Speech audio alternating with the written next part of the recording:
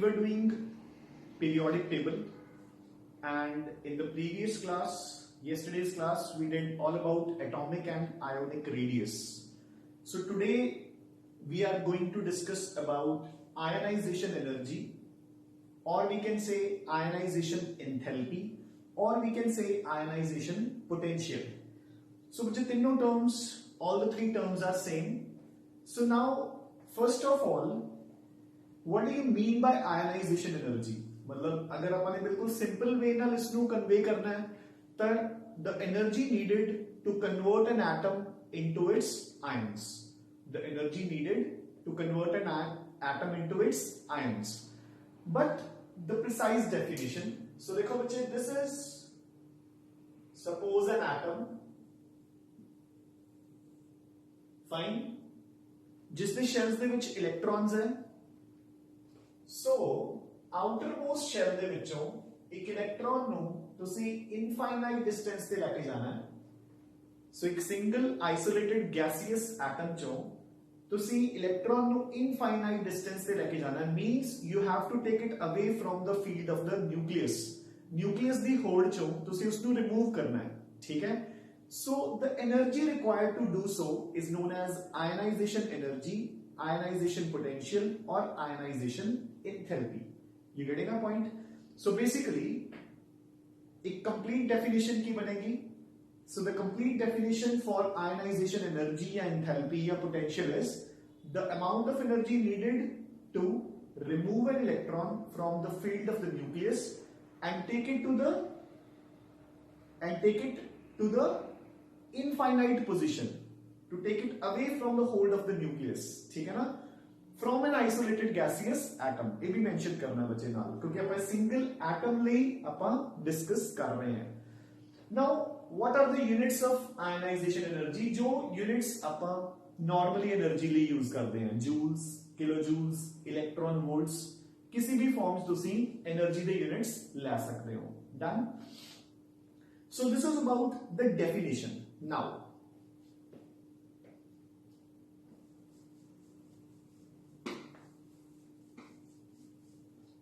so बच्चे, this is about the definition of ionization potential.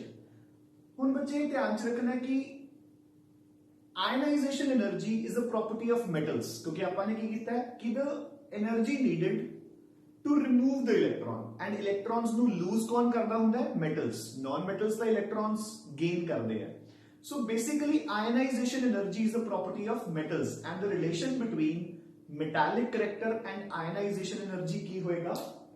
So metallic character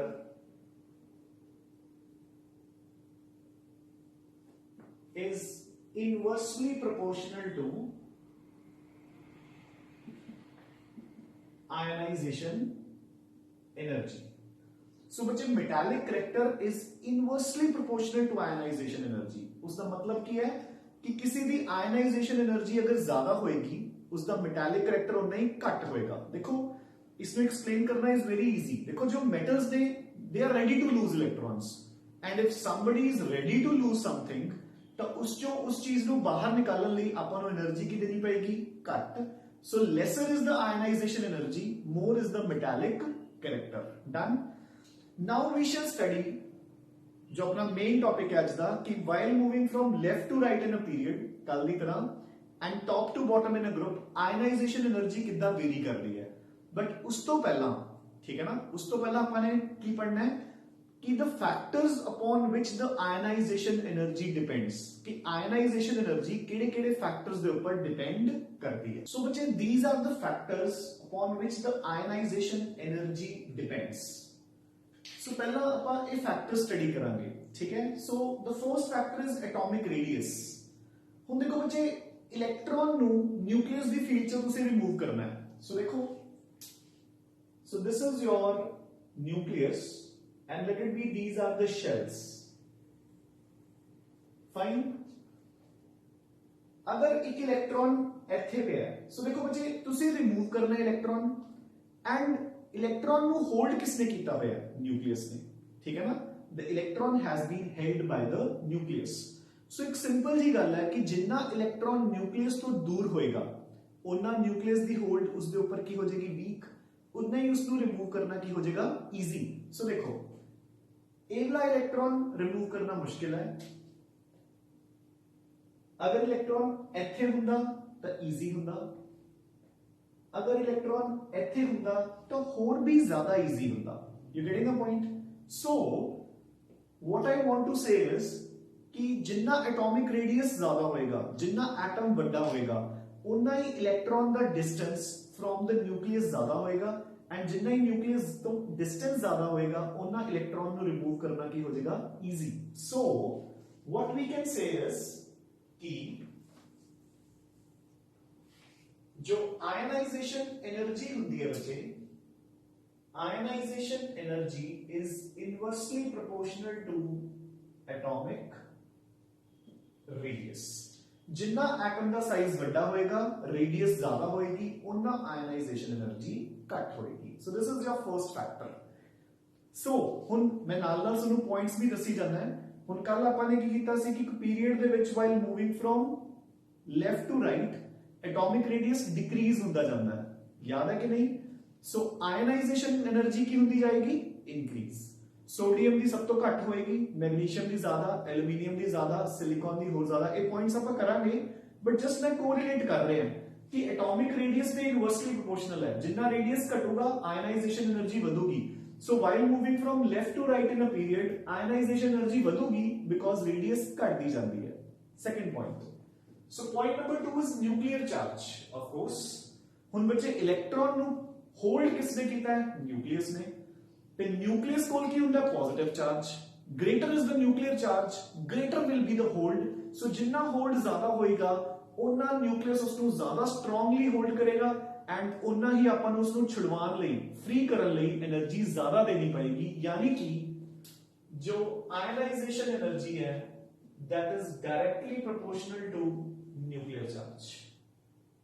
सो इसको भी अपन कल नाल कोरिलेट करते हैं कि while moving from left to right nuclear charge बढ़ रहा सी, सो आयनाइजेशन एनर्जी भी बढ़ती जाएगी। सो दोनों पॉइंट्स देखो कोरिलेट हो गए।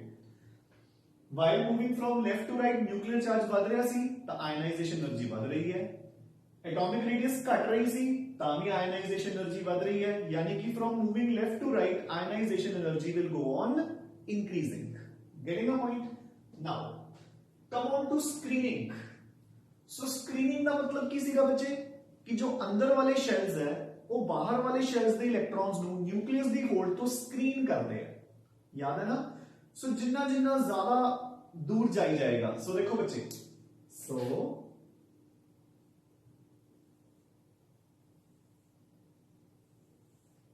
सो जो इलेक्ट्रॉन इत्थे होएगा उसको ये दोनों स्क्रीन कर रहे हैं, जो इत्थे होएगा उन्होंने सिर्फ एक स्क्रीन कर रहे हैं, जो इत्थे होएगा उन्होंने कोई भी स्क्रीन नहीं कर रहा। सो जिवें जिवें तुसी दूर जाई जा रहे हो, as you are moving away, ठीक है ना, तो स्क्रीनिंग इफेक्ट बढ़ता जा रहा है। सो जितना स्क्रीनिंग इफेक्ट बढ़ेगा न्यूक्लियस दी होल्ड इसके ऊपर की होती जाएगी वीक, तो उसको बाहर निकालना विल बिकम इजियर, यानी कि ionization energy will go on decreasing. So मैं क्या लिख सकता है? Ionization energy is inversely proportional to screening effect. So जितना स्क्रीनिंग इफेक्ट ज्यादा होएगा इलेक्ट्रॉन्स के ऊपर न्यूक्लियस की होल्ड वीक होती जाऊगी, आयनाइजेशन एनर्जी डिक्रीज होती जाऊगी। सो हुन अगेन आप कोरिलेट कर रहे हैं। कल आपने क्या सी कि while moving from top to bottom in a periodic table in a group screening effect बढ़ता जाता है क्योंकि शेल्स बढ़ते जाते हैं, ठीक है ना? तो जिवें जिवें स्क्रीनिंग इफेक्ट बढ़ता जाऊगा न्यूक्लियस की होल्ड वीक होती जाऊगी। So ionization energy will go on decreasing from top to bottom in a group. And ये भी याद रखना बच्चे कि जो स्क्रीनिंग इफेक्ट होता है, ठीक है ना, सब शेल्स का, ता S has a greater screening effect than P has a greater screening effect than D, and D has a greater screening effect than F, ठीक है? सो जो S इलेक्ट्रॉन्स होते हैं वो सब तो ज्यादा स्क्रीन करते हैं क्योंकि वो न्यूक्लियस के बिल्कुल कोल पे होते हैं। देखो अगर आप हम एक शेल की गल करिए, if we talk about a particular shell, let it be we are talking about this shell, ता ये इदा होएगा S P D। सो S बिल्कुल पास होएगा न्यूक्लियस में, P ਉਸ ਤੋਂ ਦੂਰ D ਉਸ ਤੋਂ ਦੂਰ। ਸੋ S ਦੀ ਸਕਰੀਨਿੰਗ ਸਭ ਤੋਂ ਵਧੀਆ ਹੋਏਗੀ, P ਦੀ ਉਸ ਤੋਂ ਘੱਟ ਹੋਏਗੀ, D ਦੀ ਉਸ ਤੋਂ ਘੱਟ ਹੋਏਗੀ and so on. So now so net result is the greater is the screening effect, lesser will be the ionization energy. So we move on to type of the subshell, जिसको ਆਪਾਂ ਇੱਕ ਹੋਰ point ਦੇ ਵਿੱਚ cover ਕਰ ਲੈਂਦੇ ਆ। ਆਪਾਂ ਨੂੰ ਕਹਿੰਦੇ penetration power। so type of subshell ਦਾ ਮਤਲਬ ਕੀ ਹੈ ਬੱਚੇ, ਕਿ ਅਗਰ ਹੁਣ ਇੱਕ ਇਲੈਕਟ੍ਰੋਨ ਕਿਸੇ ਵੀ ਸ਼ੈਲ ਚ ਹੈ ਤਾਂ ਬੱਚੇ ਉਹ ਸ਼ੈਲ ਦੇ ਵਿੱਚ ਵੀ ਤਾਂ further s p d f ਕਿਸੇ ਦੇ ਵਿੱਚ ਵੀ ਹੋ ਸਕਦਾ ਹੈ। ਤਾਂ SPDF ਚੋਂ ਸਭ ਤੋਂ ਨਿਊਕਲੀਅਸ ਦੇ ਪਾਸ ਕੌਣ ਹੁੰਦਾ ਹੈ? S, P ਉਸ ਤੋਂ ਦੂਰ, D ਉਸ ਤੋਂ ਦੂਰ, F ਸਭ ਤੋਂ ਜ਼ਿਆਦਾ ਦੂਰ, ਠੀਕ ਹੈ ਨਾ। ਸੋ ਨਿਊਕਲੀਅਸ ਦੀ ਹੋਲਡ ਮੈਕਸਿਮਮ ਕਿਸ ਤੇ ਹੋਏਗੀ? S ਦੇ ਉੱਪਰ, P ਉਸ ਤੋਂ ਦੂਰ ਹੈ, ਦੇਖੋ। ਸੋ ਆਪਾਂ ਇੱਕ ਅਗਰ ਪਾਰਟਿਕੂਲਰ ਸ਼ੈਲ ਦੀ ਗੱਲ ਕਰੀਏ ਕਿ like this is your particular shell, ਕੋਈ ਵੀ ਇੱਕ, ਠੀਕ ਹੈ ਨਾ, ਕੋਈ ਵੀ ਇੱਕ ਪਾਰਟਿਕੂਲਰ ਸ਼ੈਲ ਦੀ ਗੱਲ ਕਰੀਏ ਤਾਂ ਸਭ ਤੋਂ ਪਾਸ ਉਹਦੇ ਵਿੱਚ S ਹੁੰਦਾ ਹੈ, then P, then D and ਸਭ ਤੋਂ ਦੂਰ ਕੌਣ ਹੈ? F। ਸਭ ਤੋਂ ਪਾਸ S, ਫਿਰ P, ਫਿਰ D, ਫਿਰ ਸਭ ਤੋਂ ਦੂਰ F। ਸੋ ਨਿਊਕਲੀਅਸ ਦੀ ਹੋਲਡ ਮੈਕਸਿਮਮ ਕਿਸ ਤੇ ਹੋਏਗੀ? S ਦੇ ਉੱਪਰ, P ਦੇ ਉੱਪਰ ਉਸ ਤੋਂ ਘੱਟ, D ਦੇ ਉੱਪਰ ਉਸ ਤੋਂ ਘੱਟ, F ਦੇ ਉੱਪਰ ਸਭ ਤੋਂ ਘੱਟ। ਯਾਨੀ ਕਿ ਮੈਂ ਕੀ ਕਹਿ ਸਕਦਾ ਹੈ ਕਿ within the similar shell S ਦੇ ਇਲੈਕਟ੍ਰॉन्स ਰਿਮੂਵ ਕਰਨੇ ਸਭ ਤੋਂ ਮੁਸ਼ਕਿਲ ਹੈ, P ਦੇ ਈਜ਼ੀ ਹੈ, D ਦੇ ਉਸ ਤੋਂ ਈਜ਼ੀ ਹੈ, F ਦੇ ਸਭ ਤੋਂ ਈਜ਼ੀ ਹੈ। ਯਾਨੀ ਕਿ type of subshell S greater than P greater than D greater than F। ਇਹ ਮੈਂ ਕਿਹਦੀ ਗੱਲ ਕਰ ਰਿਹਾ? ਪੈਨੀਟ੍ਰੇਸ਼ਨ ਪਾਵਰ ਬੱਚੇ, ਠੀਕ ਹੈ ਨਾ। ਪੈਨੀਟ੍ਰੇਸ਼ਨ ਪਾਵਰ ਆਫ, ਪੈਨੀਟ੍ਰੇਸ਼ਨ ਮਤਲਬ ਜੋ ਜ਼ਿਆਦਾ ਪੈਨੀਟ੍ਰੇਟ ਹੁੰਦੇ ਨੇ ਨਿਊਕਲੀਅਸ ਦੇ ਨੇੜੇ, ਠੀਕ ਹੈ ਨਾ। ਸੋ ਪੈਨੀਟ੍ਰੇਸ਼ਨ ਪਾਵਰ S ਦੀ ਸਭ ਤੋਂ ਜ਼ਿਆਦਾ ਹੈ, P ਦੀ ਉਸ ਤੋਂ ਘੱਟ ਹੈ, D ਦੀ ਉਸ ਤੋਂ ਘੱਟ ਹੈ, F ਦੀ ਸਭ ਤੋਂ ਘੱਟ ਹੈ। So electron remove करना will be easiest from F, D च उस तो easy, P च उस तो easy, S च सब तो sorry, so electron remove करना will be easiest from F, D च उस तो tough, P च उस तो tough and S च सब तो ज्यादा tough बचे। बट ये ध्यान च रखना है कि within the same shell। हुण ये ना होवे कि कल सानू क्वेश्चन आंदा है कि एक इलेक्ट्रॉन 4s ते 3d चो किस चो easy है रिमूव करना। सो देखो like you are being asked कि 4s and 3d किस दे विचों इलेक्ट्रॉन रिमूव करना इजी है, तो तुसी कहोगे सर 3d चों इजी है, तुसी क्या सी s चों सब तो मुश्किल होता है। सो बच्चे इथे शेल्स सेम नहीं है, ठीक है ना। सो 4s ते 3d दे विचों अगर आपां कंपैरिजन करांगे तो ऑफ कोर्स 4s चों इलेक्ट्रॉन रिमूव करना इजी है। 4s का इलेक्ट्रॉन जल्दी रिमूव होगा क्योंकि वो बाहर वाला शेल है, ठीक है ना, न्यूक्लियस तो दूर है। हाँ, अगर सानू कंपैरिजन आंदी है कि 4s एंड 4d विचों दसो, हुण इलेक्ट्रॉन रिमूव करना 4d चो इजी है क्योंकि s न्यूक्लियस दे ज्यादा पास है एंड 4d न्यूक्लियस तो दूर है, ठीक है ना। So next and last factor is electronic configuration. हुण इत्थे की है बच्चे कि कई बार इलेक्ट्रॉनिक कॉन्फ़िगरेशन के ऊपर भी डिपेंड करता है कि आयनाइजेशन एनर्जी कितना होएगी। सो देखो some elements they have stable electronic configurations, जिद्दां की हुण मैं सानू कहां कि for example if we talk about noble gases, तो noble gases दी ionization energy बहुत ज्यादा होएगी। ਉਹਦਾ रीजन ਕੀ ਹੈ कि ਉਹਨਾਂ ਦੀ stable electronic configuration है, ठीक है। ਜਦੋਂ ਆਪਾਂ ਨੇ ਇਲੈਕਟ੍ਰੋਨਿਕ ਕਨਫਿਗਰੇਸ਼ਨਸ ਦਾ ਟੌਪਿਕ ਕੀਤਾ ਸੀ, ਆਪਾਂ ਨੇ ਕੀ ਕਿਹਾ ਸੀ ਕਿ ਕਿਹੜੀ ਐਲੀਮੈਂਟ ਦੀ ਇਲੈਕਟ੍ਰੋਨਿਕ ਕਨਫਿਗਰੇਸ਼ਨ ਸਟੇਬਲ ਹੁੰਦੀ ਹੈ? ਆਫ ਕੋਰਸ ਜਿਸ ਦਾ ਸ਼ੈਲ ਕੰਪਲੀਟ ਹੋ ਜਾਏ, ਹੈ ਨਾ। ਅਗਰ ਸ਼ੈਲ ਕੰਪਲੀਟ ਨਹੀਂ ਹੁੰਦਾ ਤਾਂ ਜਿਹਦਾ ਸਬ ਸ਼ੈਲ ਕੰਪਲੀਟ ਹੋਵੇ, ਠੀਕ ਹੈ। ਅਗਰ ਸਬ ਸ਼ੈਲ ਕੰਪਲੀਟ ਨਹੀਂ ਹੁੰਦਾ ਤਾਂ ਜਿਹਦਾ ਸਬ ਸ਼ੈਲ ਹਾਫ ਫਿਲਡ ਹੋਵੇ, ਠੀਕ ਹੈ ਨਾ। You getting a point. ਤਾਂ those elements have a stable electronic configuration which have of course सब तो ज्यादा stable हो होएगा जिसका shell complete है। अगर shell complete नहीं है तो at least सब shell complete होए। अगर सब shell complete नहीं है तो सब shell half filled होए, तो they will have stable electronic configurations। अब आज examples करांगे, ਉਹਦੇ ਨਾਲ ਸਾਨੂੰ better ਸਮਝ ਆਏਗਾ, ठीक है ना। So these are the factors which affect the ionization energy values, ठीक है।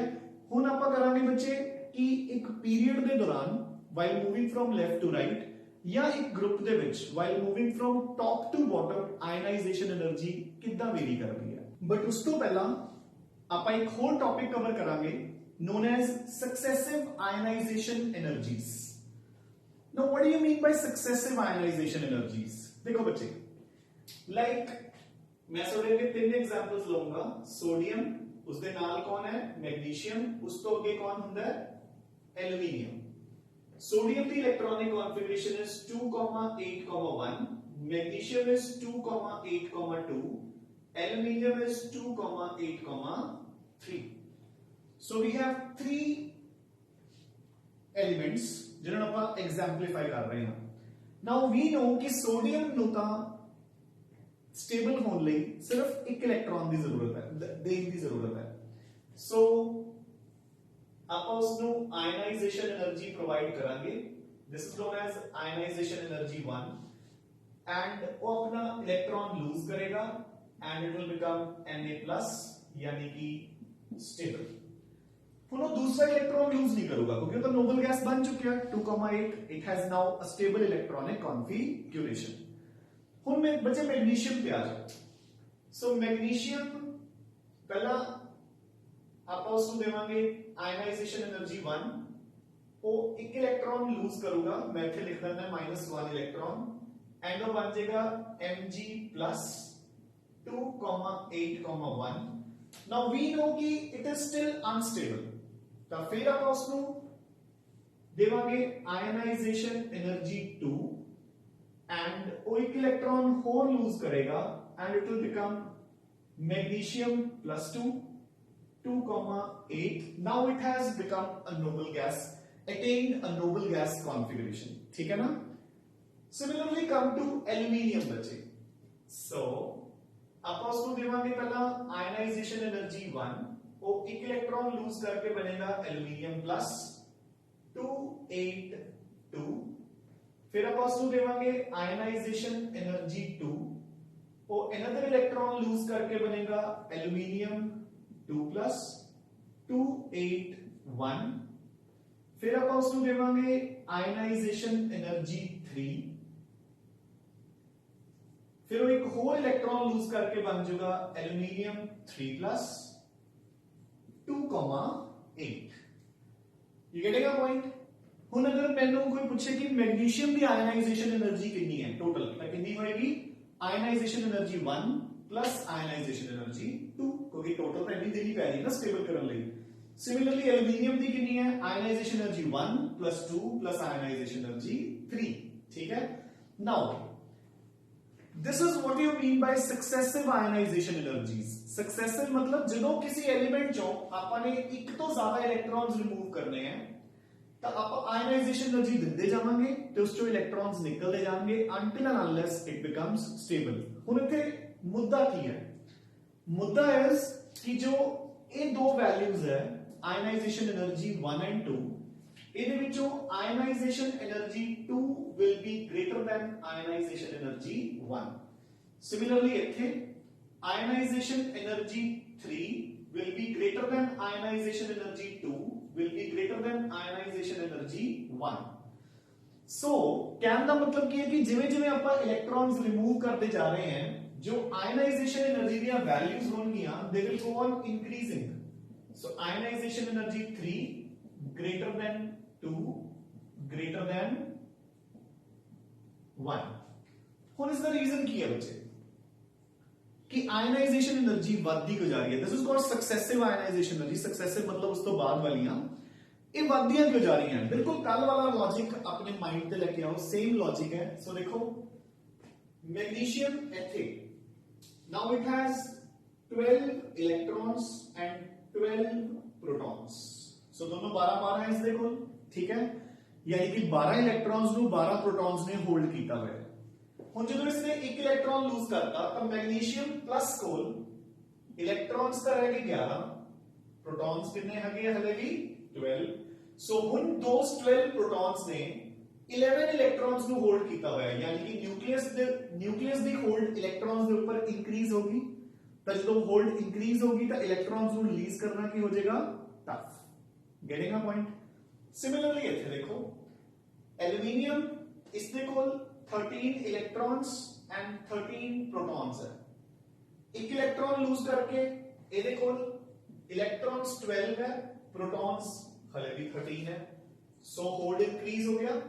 एक और इलेक्ट्रॉन लूज करके ਇਹਦੇ ਕੋਲ 11 इलेक्ट्रॉन्स है, प्रोटॉन्स 13 है, सो होल्ड और भी इंक्रीज हो गया।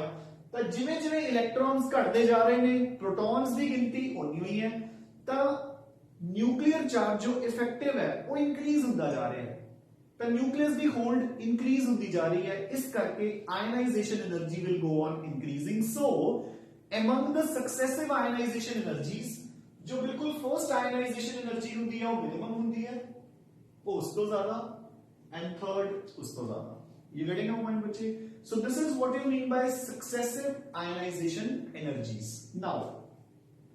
So now we'll come on to the topic कि while moving from left to right in a period या top to bottom in a group, how does the ionization energy change? So बच्चे पहला आपा करांगे in a period. Fine. So एक period ਦੇ ਵਿੱਚ ionization energy ਕਿੱਦਾਂ वेरी ਕਰੂਗੀ? So ਆਪਾਂ ਨੇ factors ਪੜ੍ਹ ਲਏ ਆ, ਆਪਾਂ ਉਹਦੇ ਵਿੱਚ ਹੀ ਖਤਮ ਕਰ ਲਿਆ ਸੀ। ਤਾਂ while moving from left to right, so देखो बच्चे मैं एक period की एग्जांपल लूंगा, lithium, beryllium, boron, carbon, nitrogen, oxygen, fluorine and neon. So जिवें जिवें मैं इधर जा रहे हैं, ठीक है, आपको पता है जो न्यूक्लियर चार्ज है वो इंक्रीज होता जा रहा है, number of protons are increasing, and आपने कहा कि कितना सी शेल तो नहीं है, सो साइज की हो रहा सीगा, size was decreasing, atomic radius was decreasing. कल वाला लेक्चर याद है ना सब लोग? Nuclear charge is increasing and size is decreasing. So जो आयनाइजेशन एनर्जी सी that was directly proportional to nuclear charge and it was inversely proportional to size.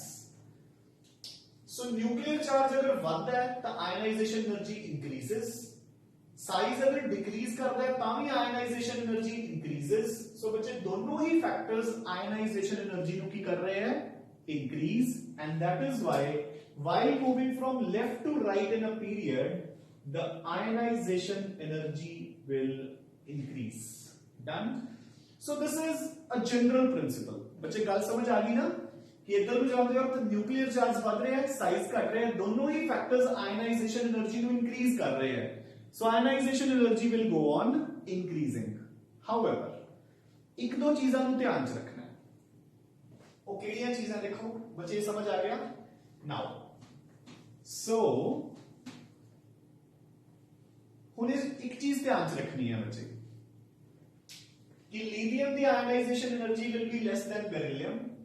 आप ये एक्सपेक्ट कर रहे हैं, है ना, कि ये बढ़ेगी, ते नोबल गैसेस दी तो बहुत ज्यादा बढ़ जाएगी, समझ गए ना?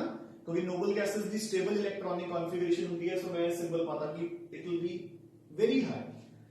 हाउएवर हुण इहदे विच एक दो एक्सेप्शंस करनी है बच्चे, ध्यान नाल करना है। सो देखो ये दो जगह पे अपना सिंबल उल्टा हो जाएगा, ठीक है? आप एक्सपेक्ट कर रहे हैं कि ionization energy should increase, of course increase कर रही है, बट बेरिलियम की आयनाइजेशन एनर्जी बोरॉन नालों ज्यादा है, नाइट्रोजन की आयनाइजेशन एनर्जी ऑक्सीजन नालों ज्यादा है। उसका रीजन की है? सो देखो बच्चे बेरिलियम की electronic configuration is 1s2 2s2, boron की 1s2 2s2 2p1। सो बच्चे अपने की क्या सी कि स्टेबल इलेक्ट्रॉनिक कॉन्फ़िगरेशंस किहड़ियां होंदियां, या तो शेल कंप्लीट होवे, या सबशेल कंप्लीट होवे, या सबशेल हाफ फिल्ड होवे।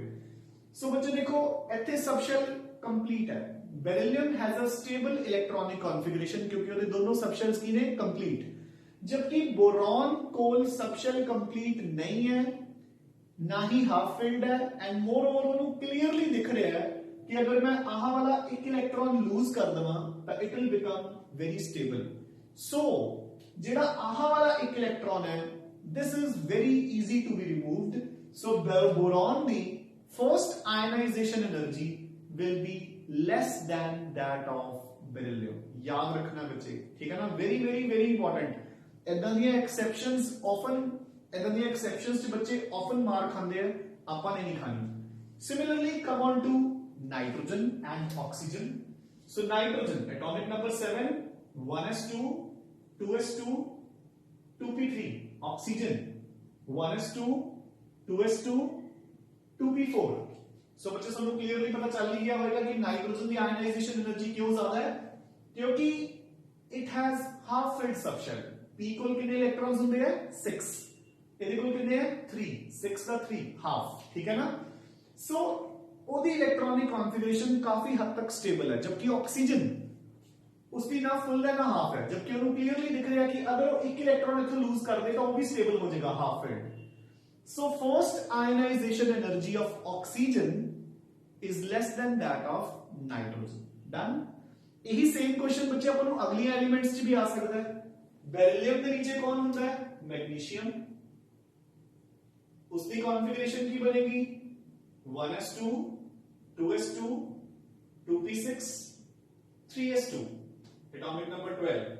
बोरॉन के नीचे कौन होता है aluminium 1s2 2s2 2p6 3s2 3p1। so again stable and unstable। so magnesium की ionization energy will be greater than aluminium। similarly nitrogen के नीचे कौन है बच्चे फास्फोरस, उसकी ionization energy will be greater than that of sulphur, ठीक है। So these are some exceptional electronic configurations. इन्हां नूं आपां नूं अलग तो लर्न करना पएगा बच्चे, ठीक है ना। सो ध्यान नाल करना है। So due to stable electronic configurations, so again I repeat कि within a period while moving from left to right the ionization energy will increase, however the ionization energy of boron is less than that of beryllium and oxygen is less than that of nitrogen due to the stable electronic configurations of nitrogen and beryllium। so bache now next we have to study is how does the ionization energy vary within a group while moving from top to bottom, ठीक है। so देखो बच्चे, so again एक group लगाएंगे lithium sodium potassium rubidium caesium and francium. So ਆਪਾਂ ਨੇ ਕੀ ਕੀਤਾ ਸੀ कि ਜਿਵੇਂ ਜਿਵੇਂ ਆਪਾਂ नीचे आते हैं जो न्यूक्लियर चार्ज है दैट इंक्रीजेस, याद है ना। सो न्यूक्लियर चार्ज वजन करके आयनाइजेशन एनर्जी भी इंक्रीज होनी चाहिए है because it is directly proportional to nuclear charge. But at the same time number of shells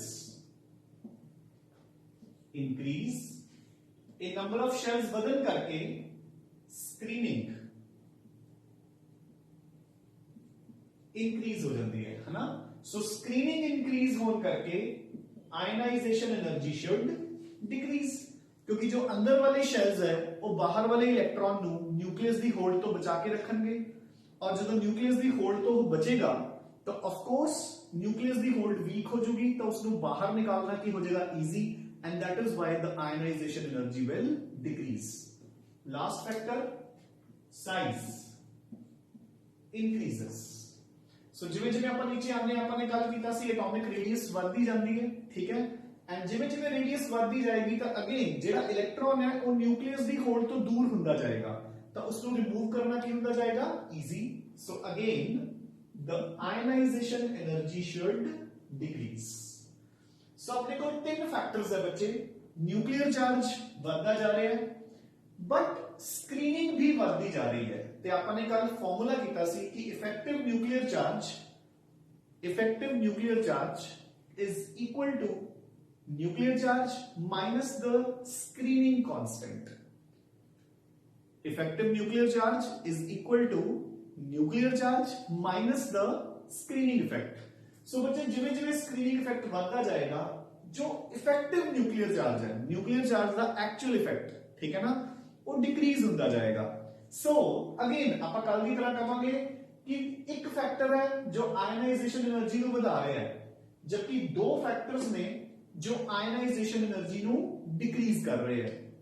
एक फैक्टर करके आयनाइजेशन एनर्जी बढ़नी चाहिए है, दो फैक्टर्स करके आयनाइजेशन एनर्जी घटनी चाहिए है। सो वो ਜਿਹੜੇ दो फैक्टर्स है ਉਹਨਾਂ ਦਾ इफेक्ट एक सिंगल इफेक्ट ਦੇ ਉੱਪਰ ਕੀ ਹੋ ਜਾਏਗਾ, सिंगल फैक्टर ਦੇ ਉੱਪਰ ਕੀ ਹੋ ਜਾਏਗਾ, ज्यादा। So overall while moving from top to bottom in a group, जो आयनाइजेशन एनर्जी है it will go on decreasing, it will go on decreasing. So lithium will have maximum ionization energy and cesium will have minimum ionization energy values. ठीक है बच्चे? So ਹੁਣ मैं ਸਾਨੂੰ ionization energy ਨਾਲ related कुछ questions discuss करांगे ਆਪਾਂ, ताकि ਆਪਾਂ ਨੂੰ ਇੱਕ बेटर अंडरस्टैंडिंग हो जाए जो कुछ भी ਆਪਾਂ ने थ्योरी ਵਿੱਚ ਕੀਤਾ है उसी चीज ਨੂੰ रिवाइज करांगे, but in the form of just questions, ताकि अपनी अंडरस्टैंडिंग बेटर हो जाए बच्चे। सो बच्चे these are some kind of questions या some kind of statements that can that normally appear in exams. So देखो बच्चे, first statement is बस क्वेश्चन भी फॉर्म्स की है क्योंकि y लग जाएगा, है ना। So ionization energy of noble gases is very high. तो क्वेश्चन इज कि like why do the noble gases have, why does the noble gases they have very high ionization energies? तो अपना आंसर की होएगा कि noble gases have fully filled shells, ठीक है। So they have a very stable configuration. So ਉਹਨਾਂ ਦੀ ਇਲੈਕਟ੍ਰॉन्स ਦੀ loose ਕਰਨ ਦੀ tendency is near to zero. So ਆਪਾਂ ਨੂੰ ਉਸ ਦੇ ਵਿੱਚੋਂ ਇਲੈਕਟ੍ਰॉन्स ਨੂੰ ਰਿਮੂਵ ਕਰਨ ਲਈ ਬਹੁਤ ਜ਼ਿਆਦਾ ਆਇਨਾਈਜੇਸ਼ਨ એનર્ਜੀ ਦੇਣੀ ਪੈਂਦੀ ਹੈ। That's it. Question number 2, ionization energy of nitrogen is greater than that of oxygen. हालांकि ऑक्सीजन राइट साइड पे आपने हुने डिस्कस किया सी कि नाइट्रोजन दी electronic configuration is stable, half filled. So देखो nitrogen is 2s2 2p3, 1s2 2s2 2p3, so half filled. Oxygen is 2s2 2p4. So we'll explain it कि due to the half-filled subshell of nitrogen, उसकी electronic configuration is highly stable, and that is why its ionization energy is greater than that of oxygen. Similarly, बच्चे phosphorus दी कितनी होती है 3s2 3p3, इसकी 3s2 3p4, ठीक है ना, आप already discuss करके हटे हैं। Next question, beryllium and boron. So again same देखो, so beryllium की configuration is 1s2 2s2, जबकि boron is 1s2 2s2 2p1. So it has a highly stable configuration जिसमें विच इसका subshell is complete. Similarly magnesium की हो जाएगी 3s2 और इसकी हो जाएगी 3s2 3p1. Getting a point? So due to the stable configurations they have higher ionization energies. हुन बच्चे क्वेश्चन नंबर 4 पे आओ।